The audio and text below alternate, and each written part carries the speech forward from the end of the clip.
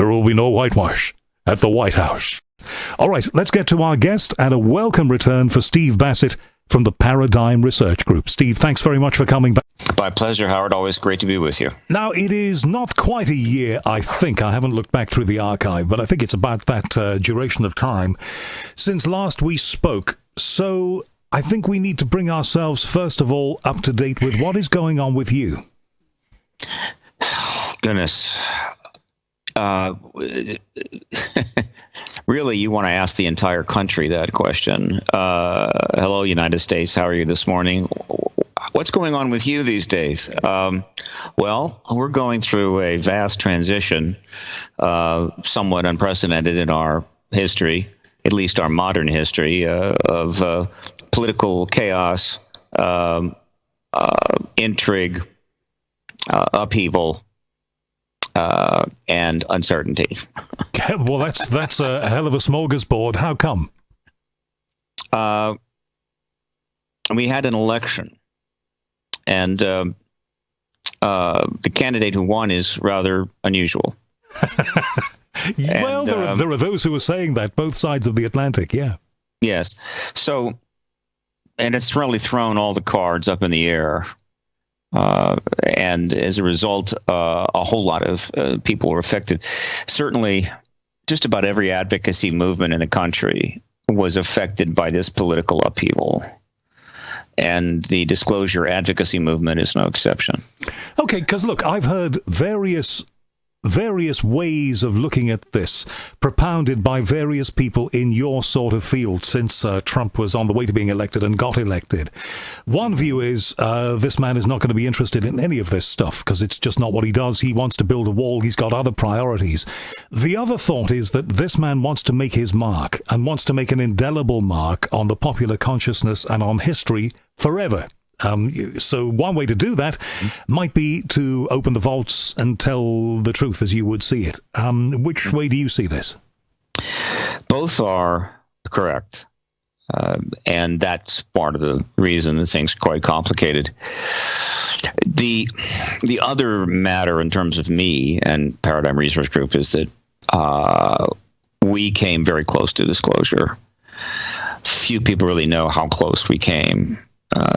Those who were following PRG's work closely by being on the updates list, which you can go to paradigmresearchgroup.org, and there's a place on the left corner, the lower left corner, you can subscribe to the updates where I was giving reports on the progress. But outside of that, people would have known.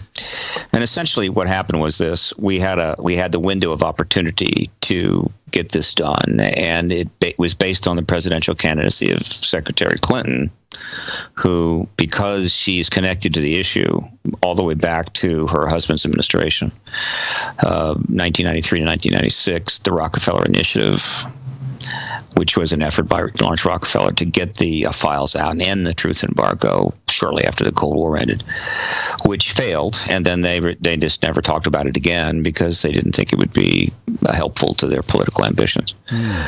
Because of that connection, because she ran a second time, this time PRG was able to drive the issue into the media. And for the first time ever, and that occurred in, I think, February of 2015, the Rockefeller Initiative was mentioned in print. And I think it was by Jennifer Harper of the Washington Times. And from November of 2014 through the election, PRG was able to generate something in the range of about 500 articles in mainstream papers connecting Clinton, her husband, John Podesta, to the issue, the ET issue, with articles in the net, on web and print articles. And the web articles, of course, included links to documents and interviews and so forth. Huge amount of material. Okay, now in November on your update, Steve, which I always read them as soon as they come in, and I've kept them all. In November, you say the Clintons now have a choice to make of historic proportions. This is immediately before the election. Should they immediately take interviews with top journalists and discuss in greater detail what they know about the ET issue and what transpired during the Rockefeller Initiative, the resulting media storm will force the Pentagon and the White House to reach the necessary understandings, allowing Barack Obama to be the disclosure president, or should they remain silent? That's just a brief extract from your November update. What was all that about? Well, that was the whole point of the 3-year effort, which goes all the way back to the Citizen Hearing on Disclosure, citizenhearing.org. It was held in Washington, D.C. PRG produced it, and then delivered the testimony of that mock congressional hearing to entire House and Senate, which included 3 hours of testimony about the Rockefeller Initiative. That was in November of 2014. And so what happened is that when we finally got the issue in play, and it was starting to be written up all over the world, including in New York Times, Washington Post, Washington Times, New York Daily News, Chicago Tribune, Times of London. I could go on and on and on. It was totally outed. There it was. All right. What was happening is that as planned, the Clinton team, which included her and her campaign chairman, as well as her husband, we're getting queries from reporters as early in January of 2015. And they wanted to know what's going on with this. Well, what's this Rockefeller Initiative? And they didn't want to talk about it. Not to reporters, not under, they weren't under control conditions. And so they stonewalled everyone. All these reporters were getting no response at all. And when I say no response, I mean that the New York Times did not get their calls returned when they wrote an extensive article about it. In other words, their plan was, we have to control this. We can't engage it properly because then it might hurt our campaign. So we're gonna try to finesse this, like in bridge.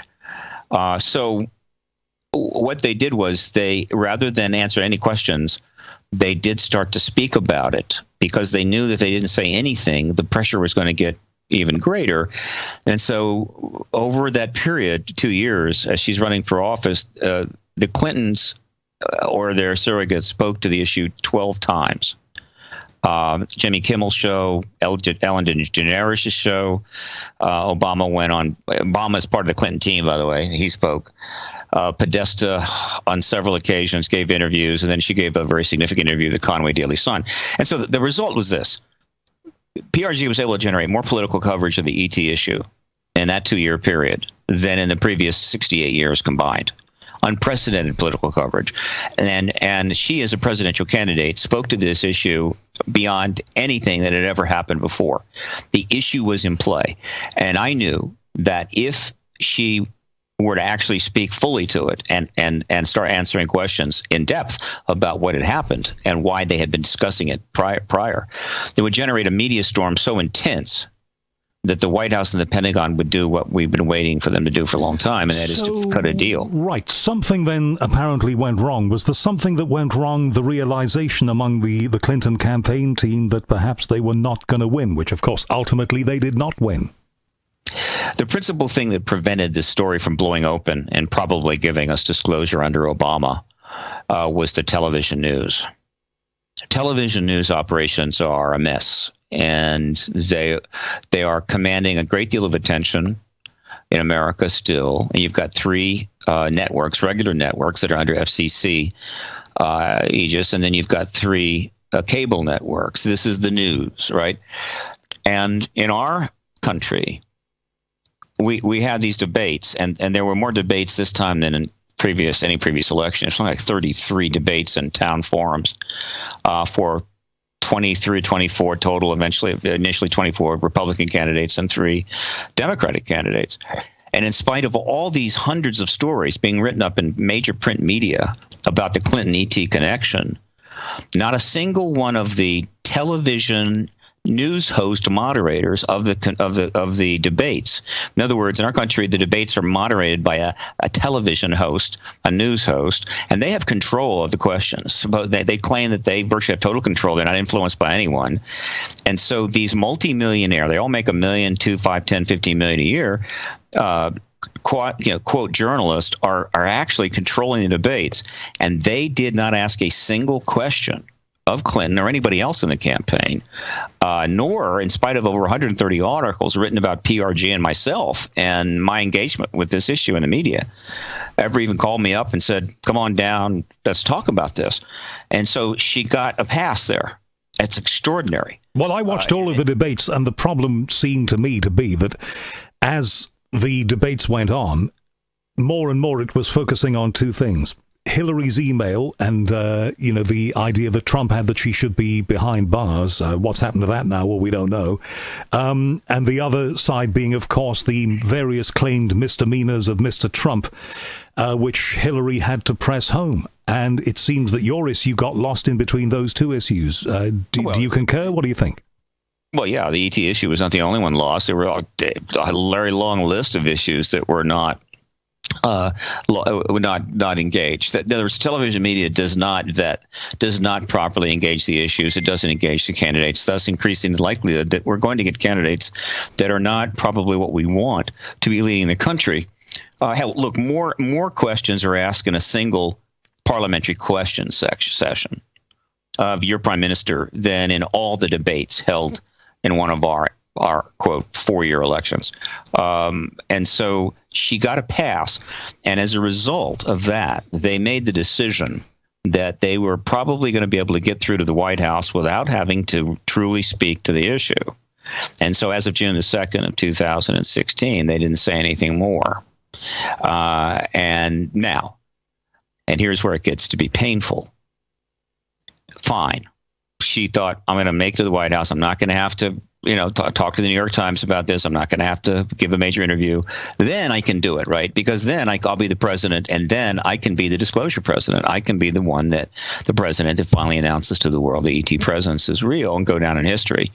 All very good, except she didn't win. And when she didn't win, the media, which was ready to pounce, I mean, they were ready to jump on her the moment she won that election. I know this because I was for the last year and a half.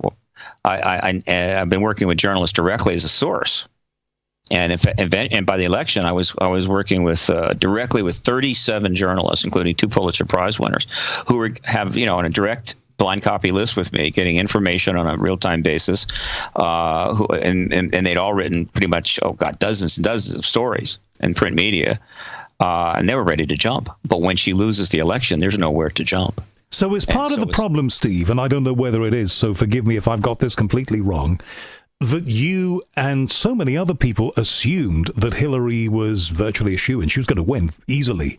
And you only approached the Clinton side. You were only looking at it from that side. So you didn't actually bargain for the fact that Trump might win. And then what would happen for you? Not the case. Information about the connection between Hillary Clinton was sent to all of the candidates, including Trump. Plus, understand, these articles are being written all over. New York Times, Washington Post, Washington Times, the campaign teams for these candidates, including Trump's campaign team, were aware of it. They couldn't miss it. All right, now we've talked around it. What is this connection? What is the connection that we're referring to here? The connection is the Rockefeller Initiative, which you go to.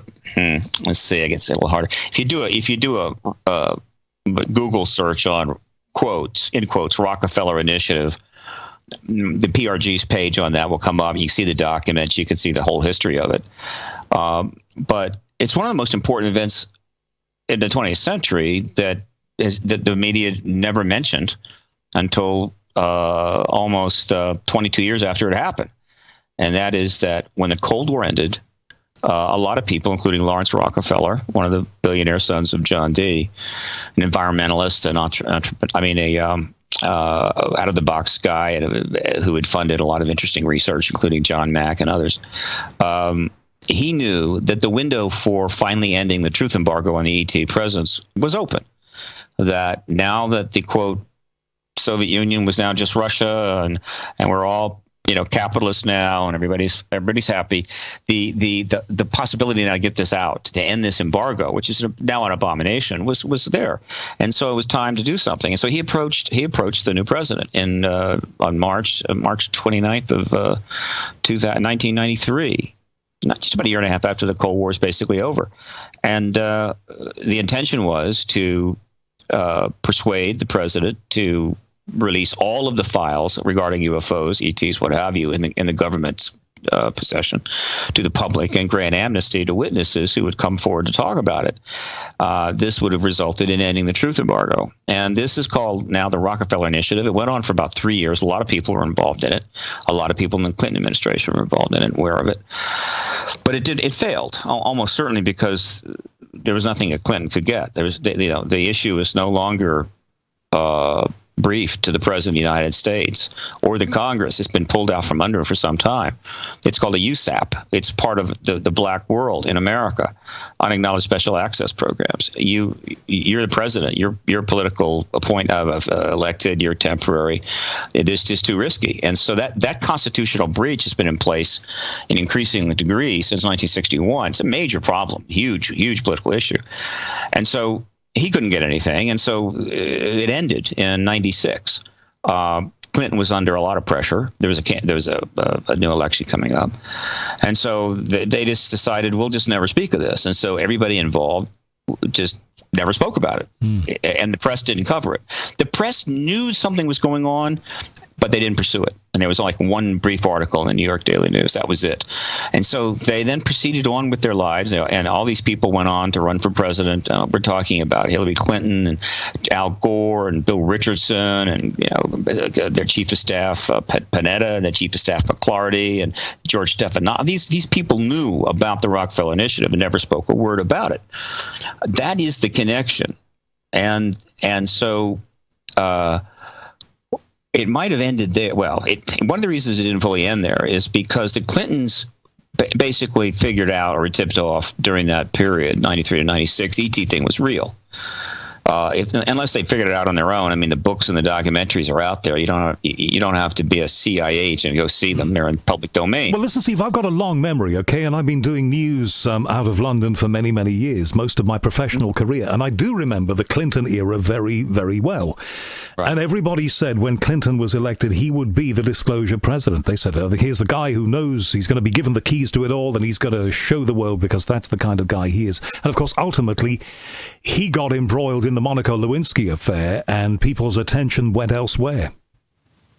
Well, Howard, I know that you followed things closely. I'm sure you did. I was in Washington, D.C. I followed things even more closely, and I can tell you without any doubt in my mind that the idea of Clinton being a disclosure president was never brought up at that time.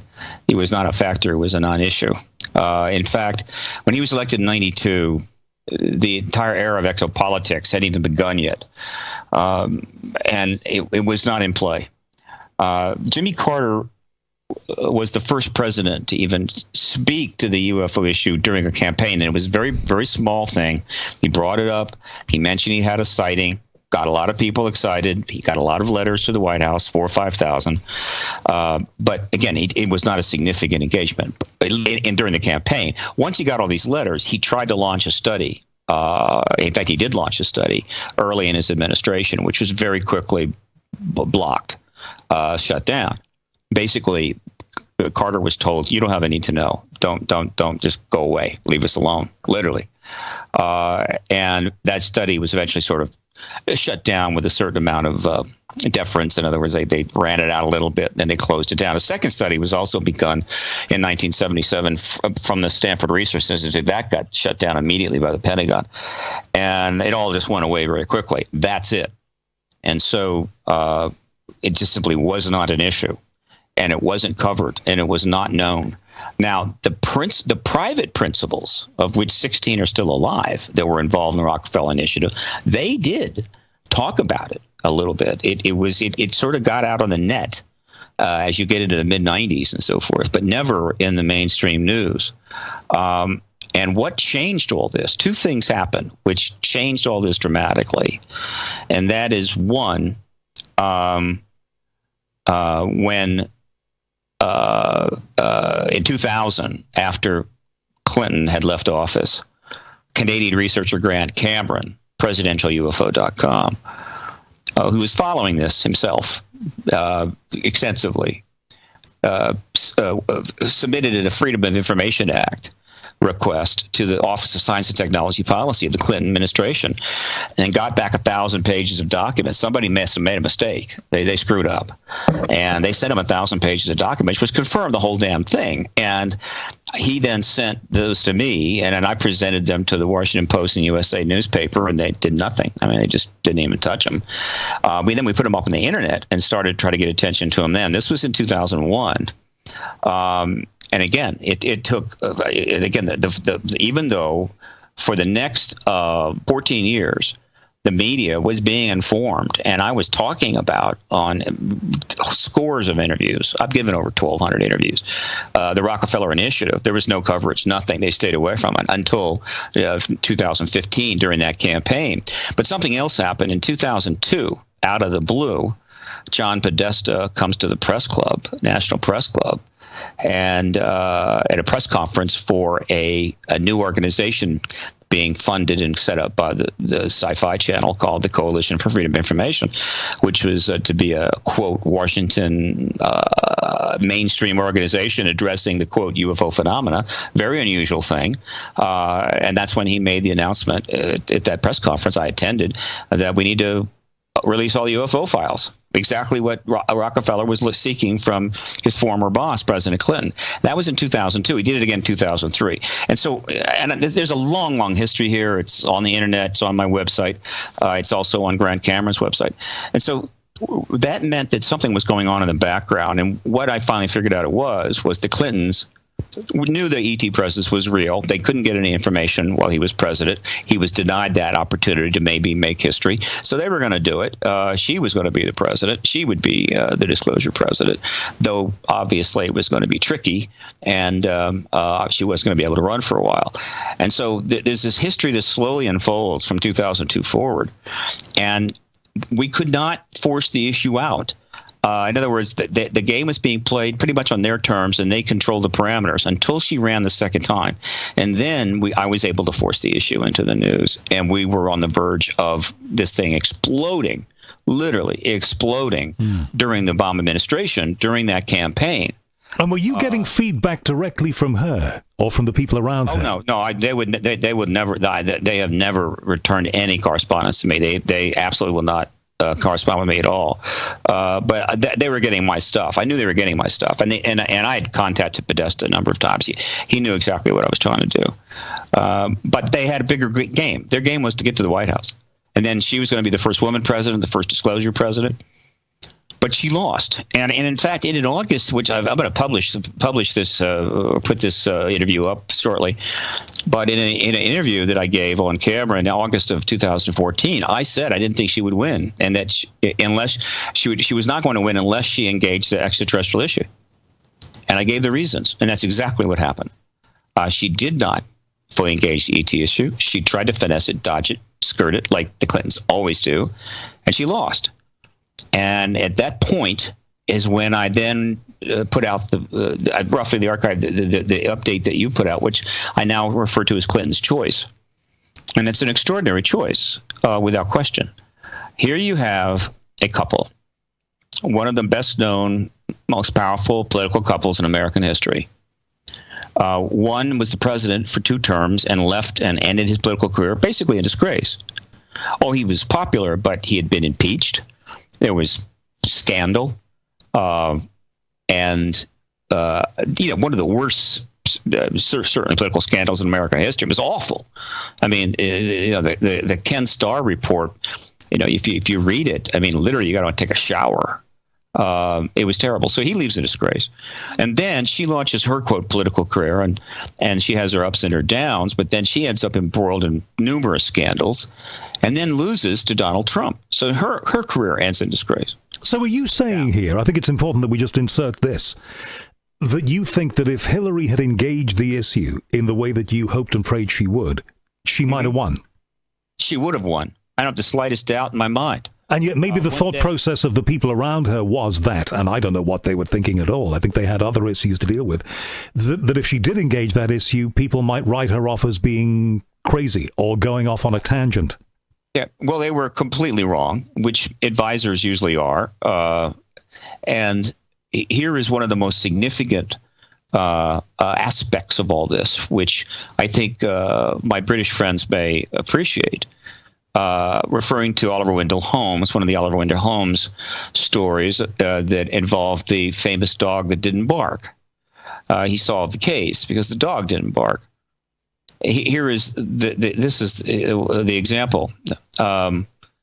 The ET issue was fully out there in the news during that entire presidential campaign, and it had been out in the news since the ET connection to Clinton since 2001. And from 2001 on, the politics in the United States become as vicious, as partisan as ever seen. In the modern era. I know it got pretty ugly back in the early 1800s and so forth, and maybe after the Civil War. I get it. But in the modern era, nothing like it. Anything, every aspect, anything that you could be attacked on, you were attacked on. If they could attack your dog, they'd attack your dog. Your wife, your kids, your mothers, anything. They'd make stuff up. All right. In spite of that, in spite of all the comments from her husband, from John Podesta, in that entire period from 2001 on, through the campaign, right up until the election itself, the Republican establishment, all of the Republican candidates and their surrogates, never once attacked the Clintons on the ET issue or the UFO issue, or tried to make fun of them, or tried to embarrass them, or tinfoil hat them, or anything else. The dog didn't bark. Now, that should have raised a lot of flags to any journalists worth their salt. What the hell is going on here? Why aren't they being attacked for these statements? And the reason is simple. The Republican establishment, meaning the leaders, the intelligentsia, not the frontline politicians, are fully aware there's an extraterrestrial presence. They have connections. They have probably better connections to the Pentagon than the Democrats do. Now, it doesn't mean they're given tours of the Area 51 or Wright-Patterson or underground facilities or whatever the hell, or given briefings on this. They just know. They've been tipped. Yeah, it's an ET. There's ETs here. Don't worry about it. We got it controlled. Do your business. They're going, yeah, fine. National security, whatever. They know. And so they know if they attacked the Clintons on the ET connections and made fun of them and tinfoil hatted them, and then the issue suddenly comes out, well, they'd look like the biggest jackasses on the planet. And so they never said a word. The dog that didn't bark. All right. So knowing that, had she engaged the issue, had she been the one to bring this out, everything else in the campaign that was troubling her would have been blown away. And it would all have been about that. And she would have been center stage. She would have won going down. And I will say that to her face or Podesta's face. And one day maybe I'll get a chance. But that brings us back to Clinton's choice. And that's this. Their careers are over. Their foundation, which created huge problems for them, is slowly being shut down in a way. It's being shrunk. People are being let go. They ended the global initiative, et cetera, et cetera, et cetera. And it could just fade away into the mists of history. All right. But the fact is that they can give an interview anytime they want. They could call up Maureen Dowd and say, come on down, interview us. Ask us anything you want about the Rockefeller Initiative. We'll tell you what happened. We'll tell you what was going on. We'll tell you what happened with the Pentagon. We'll tell you why we've been speaking out to it, et cetera, et cetera, et cetera. And literally this story would explode worldwide. Do you think they're going to do that at any stage? Well, that's the choice they have to make. I don't know. I know they're still in shock and mourning, whatever. They're walking the woods of New York, wandering through the woods of New York, giving selfies with locals there. I don't know what they're going to do. But the point is if they did that, it would be their final legacy. They would essentially have been the trigger that brought the truth finally to the world's people in formal fashion, in full government imprimatur, that they're not alone in the universe. This is the biggest, most profound event in human history. The downside to that strategy is Donald Trump will be the disclosure president, not her. And so... Well, hang on, though. Do you think that's going to happen? Do you think he is going to do it? I don't know what Donald Trump is going to do. Nobody knows what Donald Trump is going to do. But I know what the choice that the Clintons have. And I've been talking about this publicly.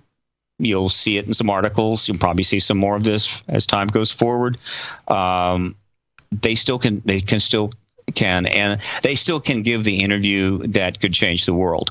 Will they do it? I don't know. Well, Steve, as they fade away, well, they're not fading away. They never will fade away. But as they step backwards somewhat from the political arena, and as their career goes into a bit of a twilight, that makes them more approachable. And that gives you the opportunity, doesn't it, to approach them and put it firmly to them that this is what they ought to do. Will you be doing that?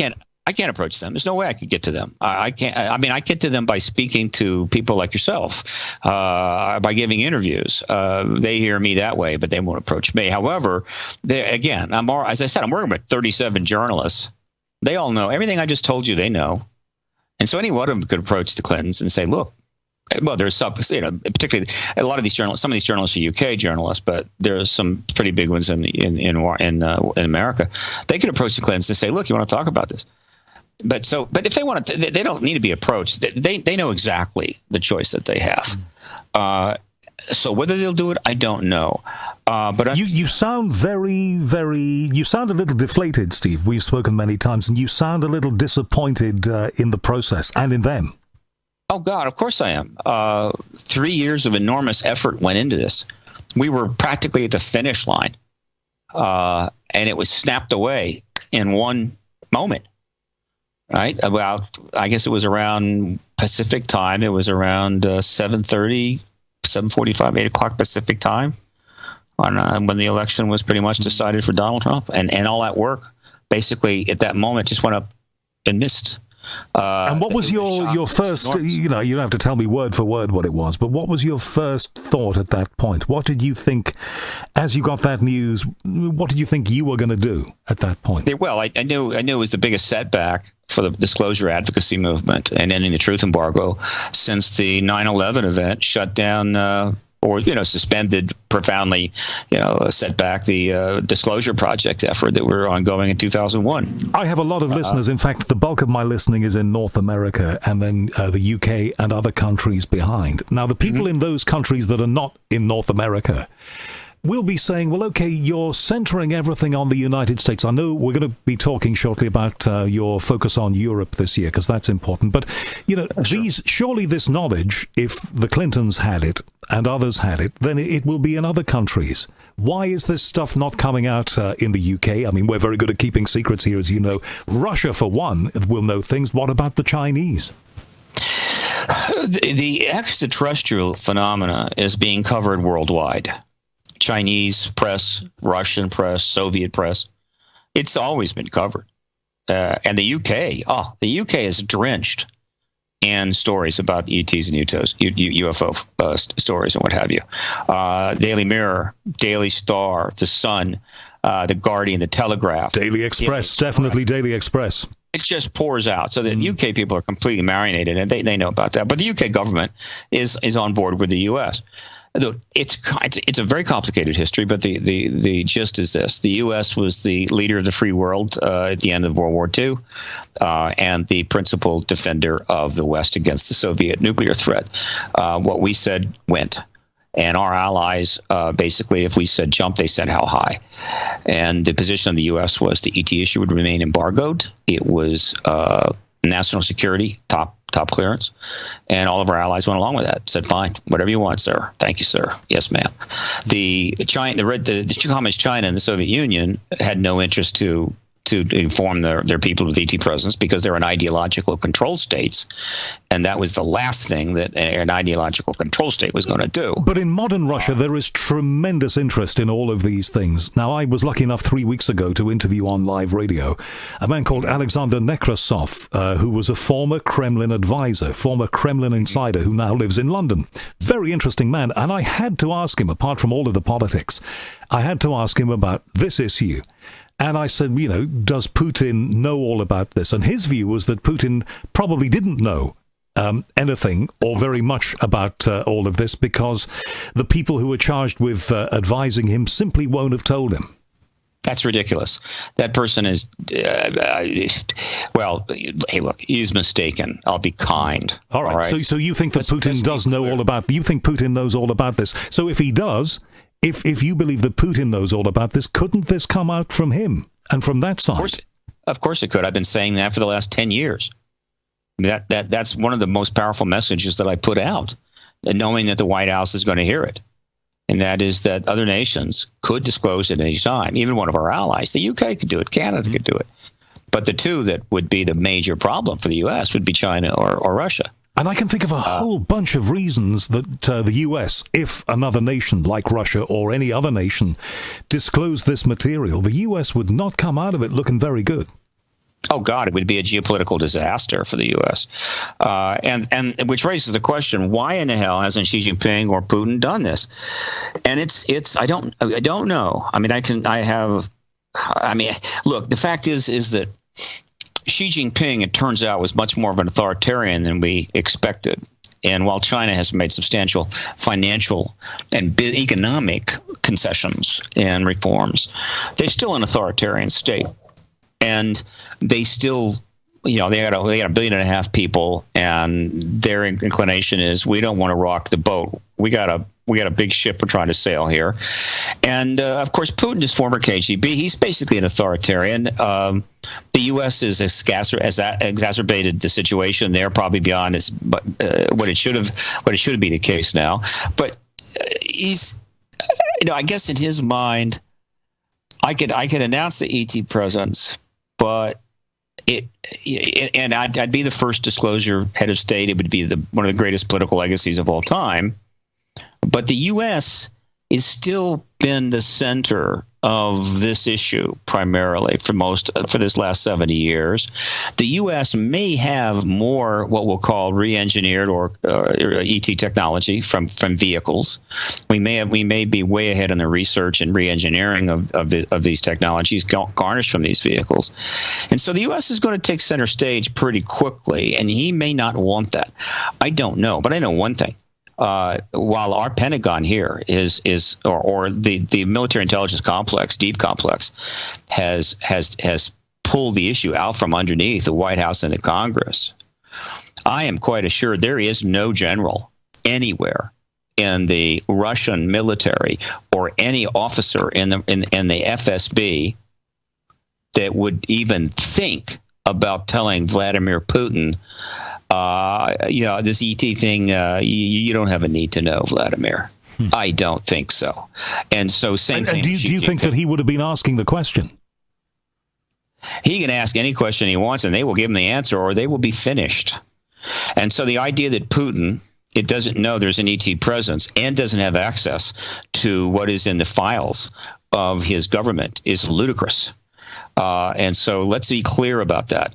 And so I want the White House to always be aware that at any moment another nation could preempt us and end this embargo, the embargo that we started and maintained the most for now 70 years, and it'll be a geopolitical disaster. Now, there are so many disasters that the U.S. is facing right now that it may be hard to push that disaster onto the table, but it still looms there, ready to go. And so this is the complicated situation that we have now. And then when you factor in this very bizarre situation regarding the new president in Russia and the things that went on during the campaign that seemed to have a Russian connection and all this other stuff, this has really gotten tangled up. I mean, it is an absolute mess. You've got our media repeatedly calling, Putin a thug and a killer and a murderer daily, which is remarkable. I mean, my God, I don't remember language that harsh during the Cold War. Well, you want to see some of the things that are being said about President Trump in media this side of the Atlantic. I want to ask you a left field question, and it's okay if we don't go very far down this road, because I've got other things I'd like to speak with you about. Sure. We are heading into very, very turbulent times. In my lifetime, I have never known a time like this. In some ways, it's exciting, but in many ways, it's very scary.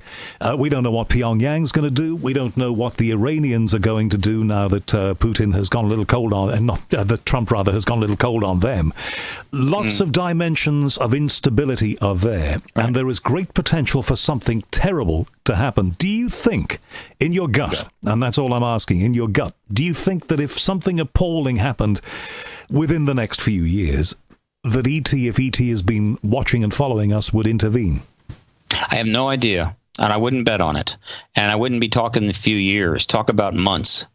The nuclear threat, the threat of mutual assured destruction, MAD, the most appropriate acronym ever, conceived.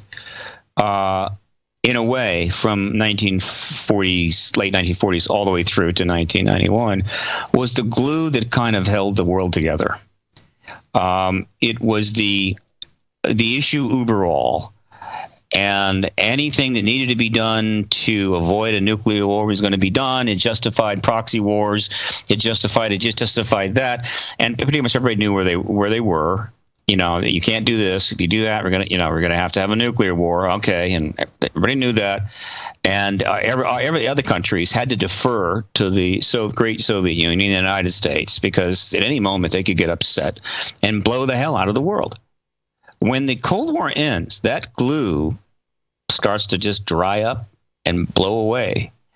And what has happened is that, absent a significant effort at worldwide reforms to take advantage of that extraordinary gift that was given to the human race, meaning it's 1991, actually 92, and we didn't have a nuclear war, and people are standing down, the walls are coming down, missiles are being detargeted, and so forth. The Russians are going capitalist. Here's a chance to reform, reduce military budgets, and what have you. And the human race wasn't ready for that. Essentially what it said is, oh, goody, now we can do even more stuff. Now we can misbehave even more. It was like the monitors had left the lunchroom, and now you could have an absolute food fight between every one of the cliques in the lunchroom, and you've got food flying in every direction. Trays are being flung in the air.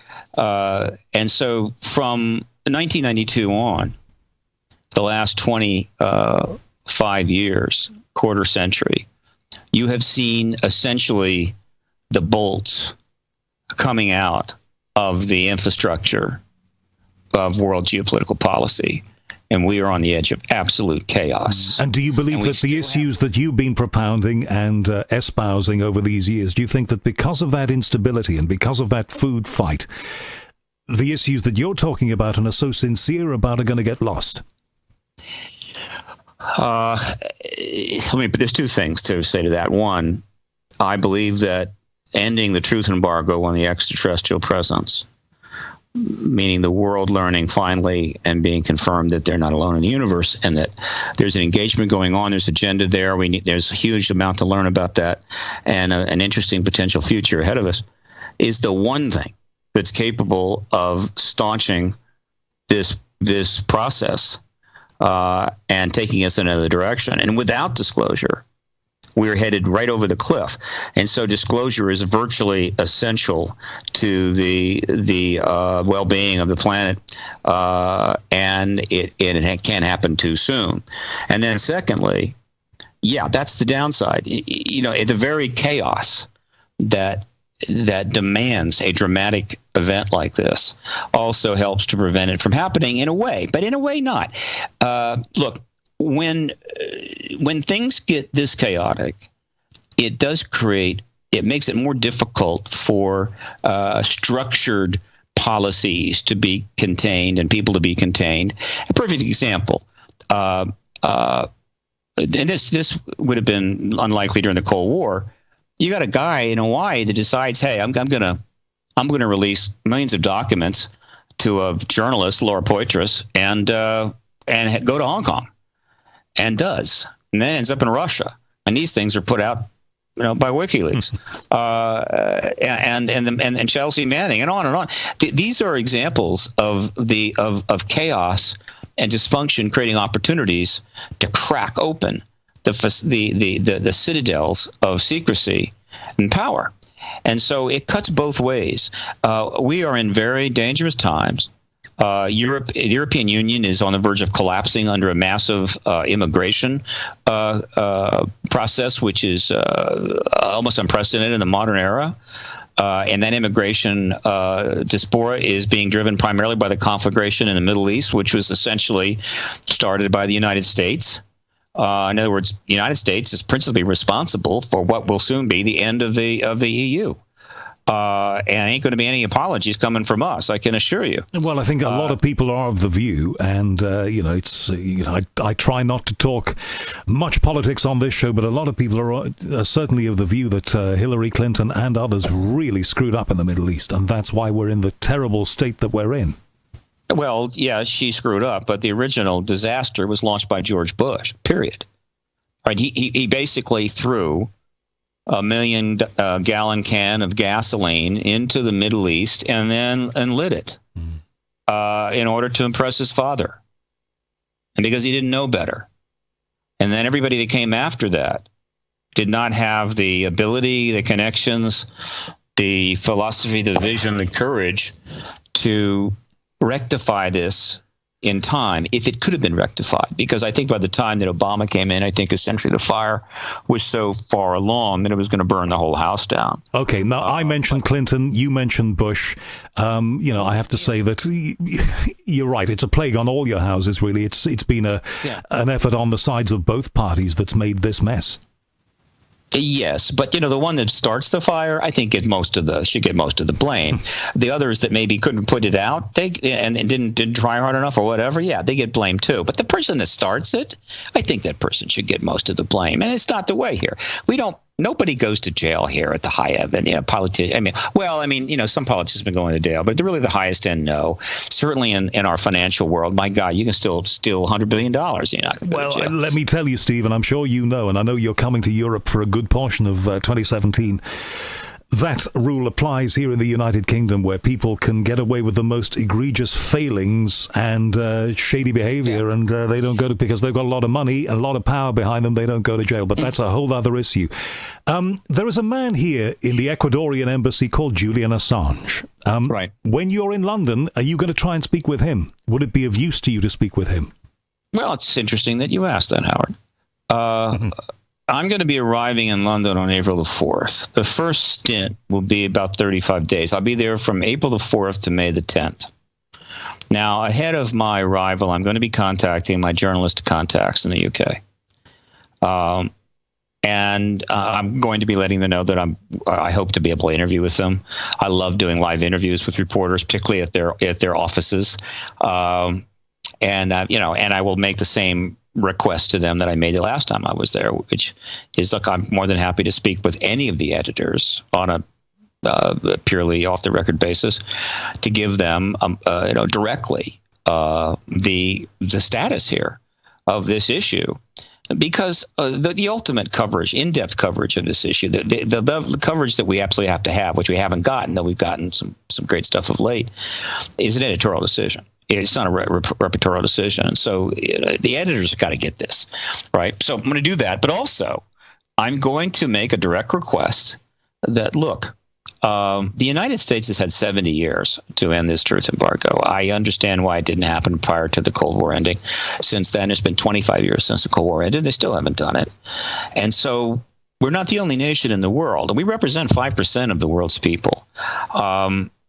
Any number of other nations could disclose. So, with that in mind, if you know anyone within the UK government in an appropriate position that would be willing to grant me a meeting off the record, again, because nobody wants to know they've met with a disclosure advocate like myself. But my word is good. I've been at this for 20 years. I keep my word off the record, and I will be happy to brief them. And then I will also mention that if there's anybody there in your paper that thinks they can get a meeting with Julian Assange set up, please do so. You see, he's appearing, it seems to me, more in the media. I'm sure I saw an interview just weeks ago with him actually speaking from the place where he has been residing for these last years. He's given several. Yeah, so I think 2 days ago. I think that if you just got in touch with that embassy, I have a feeling that your communication to him would certainly be seen. It's worth a go. It's worth a go, but again, my best chance is an intermediary. You need somebody inside the UK that's got contact with them, and obviously there are journalists in the UK that have interacted with them. So I'm gonna be making that effort without question, and I may not. We'll see what happens on my first trip, but then I'll be back later in the year. WikiLeaks is could be a factor in this. Assange has been asked about this. He has been asked, have you gotten anything about the ET UFO stuff that you would release? And he has answered that and said that the stuff that he's getting is not the kind of things that they're looking for. In other words, what Assange is saying is people are sending him, a book or something that's in the public domain, to educate him, let's do something about the ET stuff, Julian. But that's not what they do. What they're looking for would be classified documents, or certainly previously not seen documents that are being withheld by government that they would then publish. That he's not getting. And the reason he's not getting that is that the ET issue and the files are the most classified thing in the American government, period. And it's probably the case in most other governments. And those who would want to tamper with that, would want to play that game and try to get those to WikiLeaks, would be playing a deadly game. And so he's not getting those kinds of files. That doesn't mean he may not in the future. But Assange is in an interesting situation, very interesting situation. He's on the verge of being marginalized. On the other hand, he's also on the verge of going down as a truly historical figure. WikiLeaks is a very ambiguous event and development in modern times, but it's still extraordinary. I do not know to what extent Mr. Assange has an understanding about the ET issue and the truth embargo, but I know this. If WikiLeaks played a part in ending this embargo, it could ultimately determine its fate and his fate, because this issue, the presence of extraterrestrials, transcends everything. It transcends politics, it transcends nationalism, it transcends religion, it transcends all partisanship. It is beyond all of those things. Indeed, which we have discussed before. I just have this feeling that he's got an awful lot of time on his hands where he is, and I have this feeling in my gut that he will know about you. But what do I know? Well, be interesting to if you do get a meeting with him. Let me know. Well, Howard, you've been a journalist for quite a long time. I think you're in London, if I'm not. But you're based in London, are you not, sir? Definitely based in London. Yeah. Well, you must have a few contacts here and there, so feel free to make a query. I'm going to be having a think about this, and I will be in touch. And also, I've got a live show now. I've got a live, UK-wide show now. So it'd be great if, when you're in London, maybe you could come on my show. It's late on Sunday nights, and it's coast to coast here. So that would be a good one to do. Yeah, in studio. Yes. Fine. Yeah, I'd be happy to. Great. I'll be there. Do let me know. Okay, well, we'll put that together. Last question in our remaining few minutes is about your GoFundMe drive. What's that all about? Yeah. Essentially, the election of Trump threw everything up in the air, and I'm having to readjust strategies. I created a new DBA called PRG International, so it's Paradigm Research Group and PRG International. I'm going to be trying to make some lectures in Europe and travel and whatever. And also, it turns out that my publicist, who has been I had on contract in the past, but she's a 35-year professional DC operative, and she's not a volunteer in the disclosure movement. She only works if she's under contract, and I have been able to pay her for some time, almost 18 months. It turns out she has more connections in the new administration than she did in the Obama administration. A lot of good connections, and it's possible that if I can bring her back on contract, that she might be able to open some doors. I mentioned this while I was doing Coast to Coast AM with George Norrie on the 31st, just a few days ago. And which I've done almost 50, 60, the shows since 1997. The show has always been supportive of the work. George has been a little bit ambivalent about disclosure, but he shocked me. He just came right out and said, "Why let you set up a GoFundMe campaign to try to get this money together so you can pursue some of these strategies, and I'll help promote it." And my jaw practically fell on the floor, and I said, "I'll have it up in 24 hours," which I did. And so the GoFundMe campaign is up. You go to GoFundMe.com and just do a search on truth embargo. It comes right up. And it's a campaign to try to raise $50,000 so that we could pursue these strategies, including possibly getting the publicist on board, maybe get some contacts directly to the Trump administration and so forth. So it's GoFundMe.com and search on truth embargo.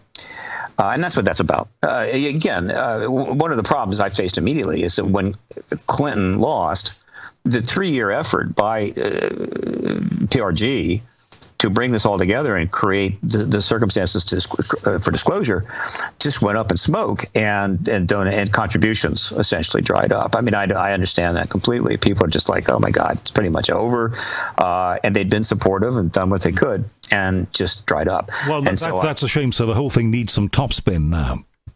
Oh, yeah, I'm making some contacts. I'm talking to people. I'll find the money. It's one way or another. I find the funding. I'll be looking for funding in the UK. There's one very important meeting I hope to have there. Look, this is a global issue. The lack of disclosure on ET presence is holding back the entire global civilization.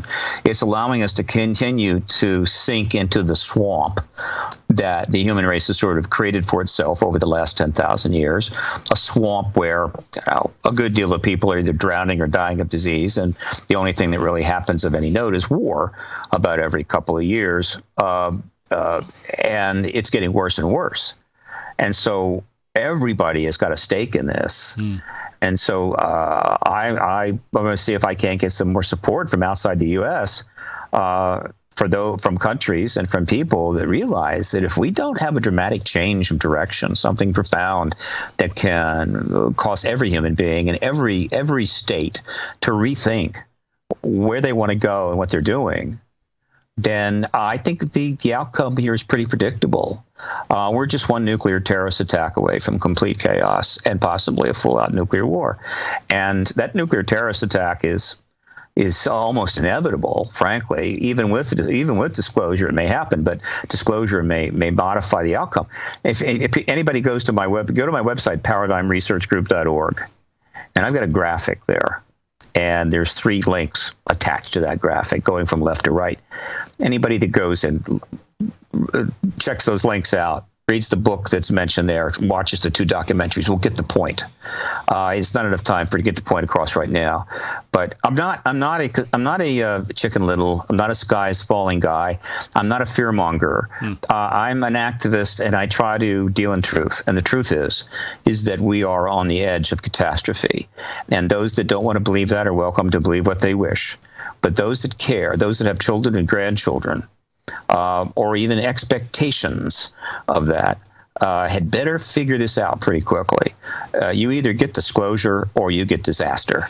Well, it's one or the other. I think there's a lot of truth in what you say, Steve. One idea, just very finally, for one meeting that you might have. I've always been told, and I've always had a little feeling in my heart, that the Duke of Edinburgh here, Prince Philip, is very interested in all of these issues and has been for many years. Now, I don't know that for sure, but I've read it in many places, and I've heard it from some people in the know who've kind of hinted at that.